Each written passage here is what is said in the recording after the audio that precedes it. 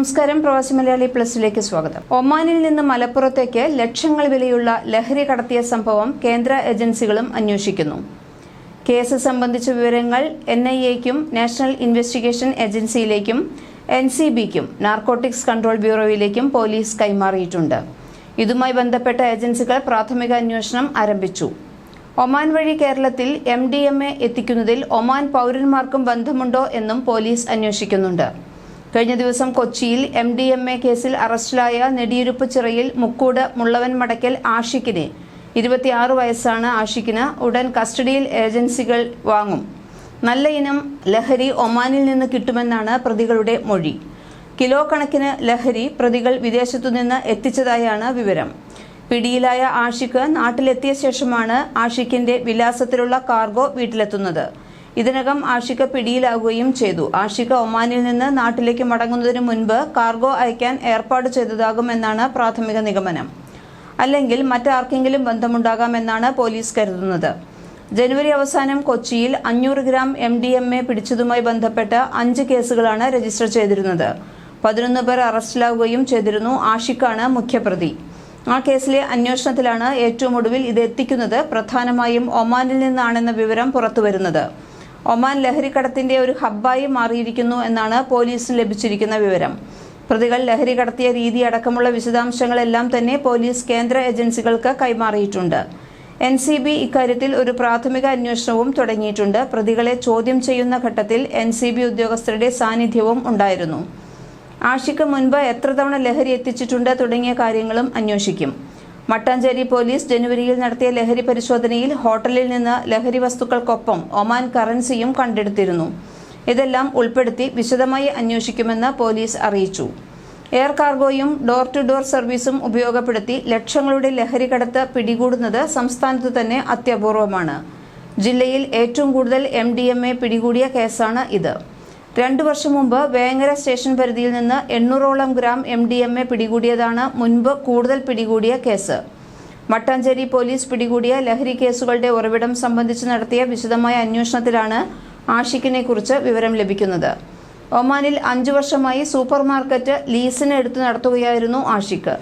ഒമാനിൽ നിന്ന് കുറഞ്ഞ വിലയിൽ MDMA വാങ്ങി വിവിധ വിമാനത്താവളങ്ങൾ വഴി ഭക്ഷണവസ്തുക്കളുടെയും മറ്റും കൂട്ടത്തിൽ ഒളിപ്പിച്ച് കേരളത്തിൽ എത്തിച്ച് വിൽപ്പന നടത്തുകയായിരുന്നുവെന്ന് പോലീസ് പറയുന്നു. നാട്ടിലെത്തിയതറിഞ്ഞ് കഴിഞ്ഞ 6-ാം തീയതി മട്ടാഞ്ചേരി പോലീസ് ആഷിഖിനെ കൊണ്ടോട്ടിയിലെത്തി അറസ്റ്റ് ചെയ്യുകയായിരുന്നു. ഒമാനിൽ നിന്ന് കാർഗോ ആയി ലഹരി എത്തിയിട്ടുണ്ട് എന്ന വിവരത്തെ തുടർന്ന് ഇന്നലെ പുലർച്ചെ 5:30-ഓടെയാണ് ഡാൻസ് ഓഫ് സംഘവും കരിപ്പൂർ പോലീസും കൊണ്ടോട്ടി മുക്കൂടുള്ള ആഷിഖിന്റെ വീട്ടിൽ എത്തിയത്.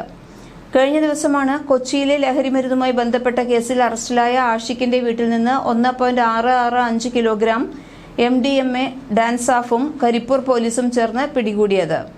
MDMA ഒമാനിൽ നിന്ന് ചെന്നൈ വഴി കൊറിയറിലാണ് എത്തിച്ചത്. പിടിച്ചെടുത്ത ലഹരിമരുന്നിന് 50 ലക്ഷം രൂപ വിലമതിക്കുമെന്ന് പോലീസ് പറയുന്നു. മലപ്പുറം ജില്ലയിൽ പിടിച്ച ഏറ്റവും വലിയ ലഹരിമരുന്ന് കേസാണ് ഇത്. കൊച്ചിയിലെ കേസിൽ അറസ്റ്റിലായ ആഷിഖ് ജുഡീഷ്യൽ കസ്റ്റഡിയിലാണ്. ഒമാനിലെ സൂപ്പർ മാർക്കറ്റിൽ ജീവനക്കാരനാണ് യുവാവ്.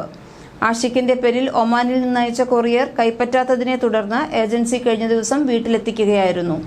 രഹസ്യവിവരത്തിന്റെ അടിസ്ഥാനത്തിൽ പോലീസ് നടത്തിയ പരിശോധനയിലാണ് വീട്ടിൽ നിന്ന് MDMA കണ്ടെടുത്തത്. സൗന്ദര്യവർദ്ധക വസ്തുക്കൾ അടക്കമുള്ള പെട്ടിയിലാണ് ലഹരിമരുന്ന് കടത്തിയത്. വീട്ടുകാർ പെട്ടി തുറന്നിരുന്നില്ല. 5 വർഷം മുൻപാണ് ആഷിഖ് വിദേശത്തേക്ക് പോയത്. ഒമാനിൽ സൂപ്പർ മാർക്കറ്റ് ഏറ്റെടുത്ത് നടത്തുകയായിരുന്നു. ഇതിന്റെ മറവിലാണ് ലഹരിമരുന്ന് കടത്തും നടക്കുന്നത്. മുന്തിയ ഇനം MDMA ഒമാനിൽ നിന്ന് ലഭിക്കും. പണവും കുറവാണ്. പിടിക്കപ്പെടാതിരിക്കാൻ ഇത് ഒളിപ്പിച്ചിരുന്നത് ഫ്ലാസ്കുകൾക്കുള്ളിലാണ് എന്നാണ് പ്രതികൾ മൊഴി നൽകിയിരിക്കുന്നത്. കഴിഞ്ഞ കുറച്ചു കാലത്തിനുള്ളിൽ തന്നെ കിലോ കണക്കിന് ലഹരിയാണ് ഇവർ ഇത്തരത്തിൽ കടത്തിയിരിക്കുന്നതെന്നും കേസുമായി ബന്ധപ്പെട്ട് അറസ്റ്റിലായ പലരും ഒമാനിൽ മറ്റു ജോലികൾ ചെയ്യുന്നവരായിരുന്നുവെന്നും പോലീസ് അറിയിച്ചു.